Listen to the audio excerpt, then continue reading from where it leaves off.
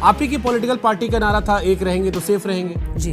अब एक रहेंगे तो सेफ रहेंगे कि बीच में ये अलग से 1000 कहां से आ गया? बट आपने पर्टिकुलर किया तो ये या तो कवर अप था वो जो अम्बेडकर जी को लेकर हुआ, या आपको आम आदमी पार्टी से डर लग गया।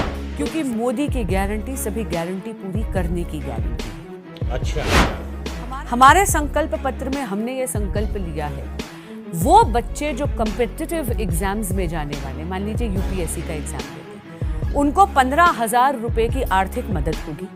उनके एप्लीकेशन की फीस भाजपा की डबल इंजन की सरकार भरेगी, और ये भी कि उनका टू एंड फ्रो यानी दो तरफ की यात्रा की आर्थिक मदद भी भाजपा की डबल इंजन की सरकार देगी।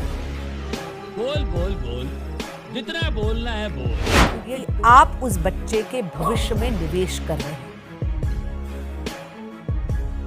रेवड़ी की बात तब है जब आप, जैसे केजरीवाल जी, बहुत विनम्रता से कहूं, रात को सोते हैं, निद्रा में जो स्वप्न आता है सुबह उठ के केवल घोषणा करते हैं। बट ये सवाल क्योंकि मैंने वहां भी पूछा था केजरीवाल जी से, और मेरा काम है कि वो सवाल मैं आपको भी काउंटर करूं जो वहां से काउंटर आए थे।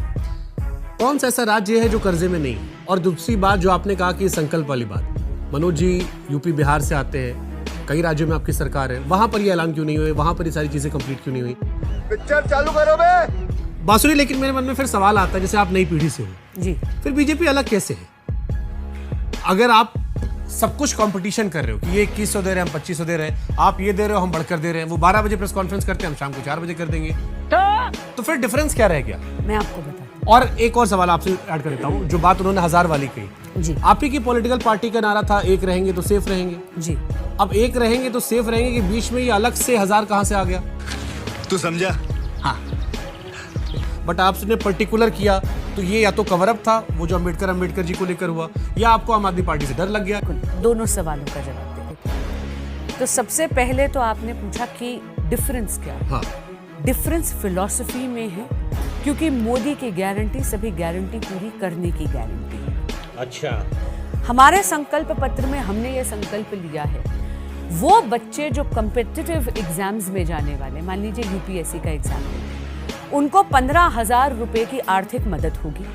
उनके एप्लीकेशन की फीस भाजपा की डबल इंजन की सरकार भरेगी, और ये भी कि उनका टू एंड फ्रो यानी दो तरफ की यात्रा की आर्थिक मदद भी भाजपा की डबल इंजन की सरकार दे रही है।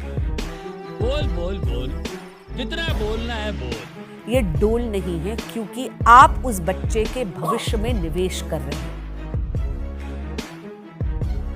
रेवड़ी की बात तब है जब आप, जैसे केजरीवाल जी, बहुत विनम्रता से कहूं, रात को सोते हैं, निद्रा में जो स्वप्न आता है सुबह उठ के केवल घोषणा कर देते हैं, और नियत नहीं है उनकी उसको पूरा करने की, और करेंगे भी कहां से? 31 साल में पहली बार दिल्ली का बजट 7,000 करोड़ रुपए के डेफिसिट में। डेफिसिट का अर्थ क्या है शुभांकर जी? कि इन्होंने प्रावधान ही नहीं करे कुछ ऐसे खर्चों के जिनको इनको यहां पर 1 दशक से सत्ता भोग रहे हैं, इनको पता होना चाहिए था कि उन खर्चों का प्रावधान करना चाहिए था। 3 मुख्य खर्चे आपको बताती हूं। सबसे पहले, नालों की सफाई के खर्चे का प्रावधान नहीं करा बजट में। कोर्ट प्रेमिसेस को इंप्रूव करने का प्रावधान नहीं करा। हेल्थ इंफ्रास्ट्रक्चर को इंप्रूव करने का प्रावधान नहीं करा। और हुआ क्या? मॉनसून में 2 बूंद बारिश पड़ी, दिल्ली में इस साल 62 लोगों ने अपनी जान खो दी। डिफरेंस ये है, मोदी जो वचन देते हैं वो पूरा करते हैं।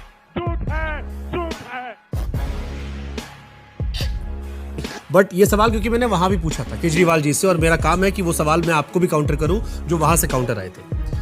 कौन सा ऐसा राज्य है जो कर्जे में नहीं है?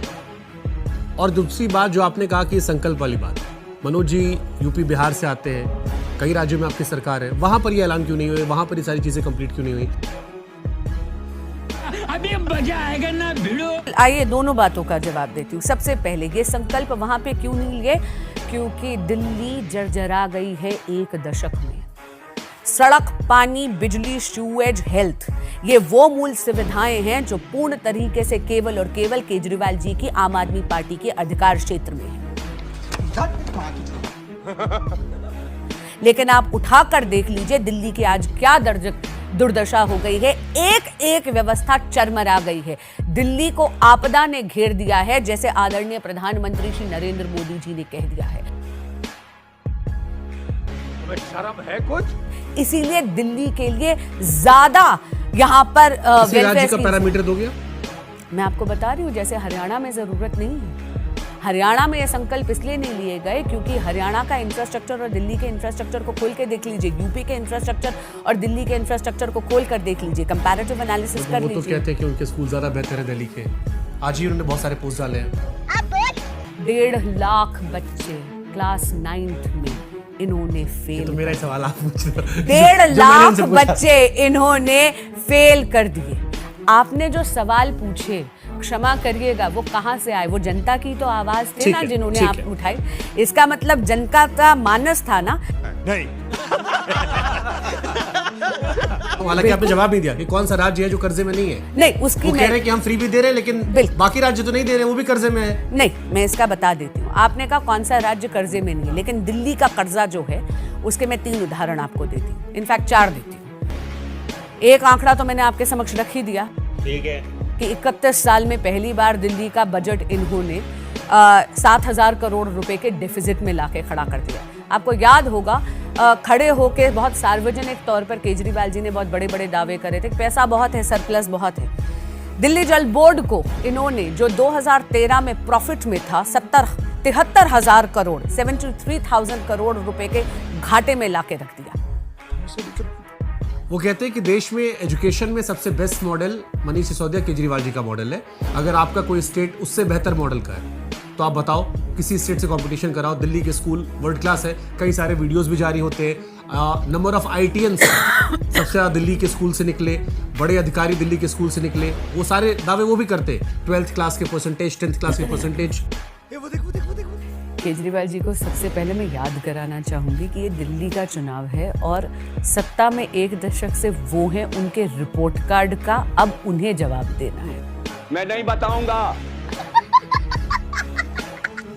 हमारे 1 दशक के रिपोर्ट कार्ड पे तो दिल्ली ने 7 सांसदों को चुनकर भेज दिया, 7 सीटों पे कमल खिलाया, क्योंकि दिल्ली का विश्वास भारतीय जनता पार्टी पे था। ये जो विधानसभा का चुनाव है, ये उनके रिपोर्ट कार्ड की बारी है। तो पहले तो let's put the debate in perspective, क्योंकि वो हर बार ये कहते हैं। अरे कहना क्या चाहते हो?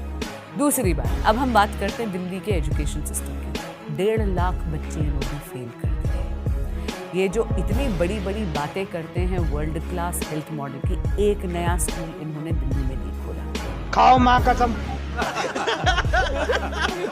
ये इतनी बड़ी बड़ी बातें करते हैं दिल्ली के हेल्थ मॉडल की मोहल्ला क्लिनिक की हम लोगों ने ऑलरेडी जो चर्चा आपको दिखा दी कि 18,000 से ज़्यादा गोस्ट पेशेंट्स।